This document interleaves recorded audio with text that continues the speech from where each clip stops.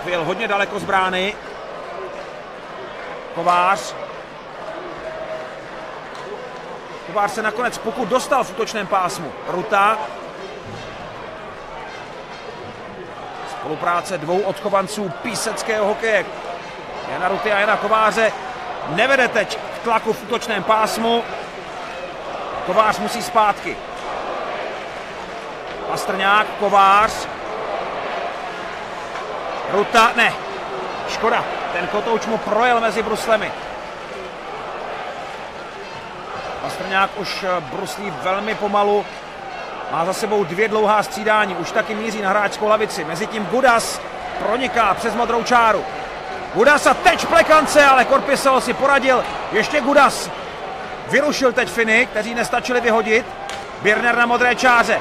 Birner vrací. Teď je tu Krejčík. A teprve teď třeba gól! Gudas! 2-3 a ještě zbývají 2 minuty a 14 sekund.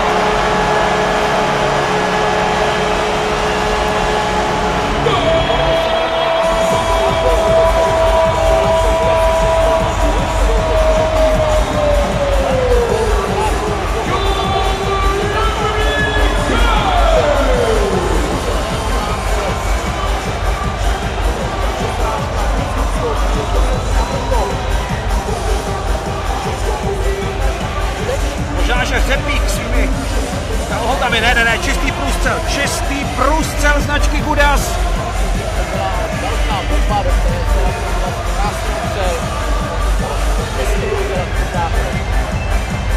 A číslo 3 v národním týmu boduje pro Gudase, je to druhý gól na mistrovství světa, druhý gól v řadě, druhý gól v národním týmu. A je to kontaktní branka.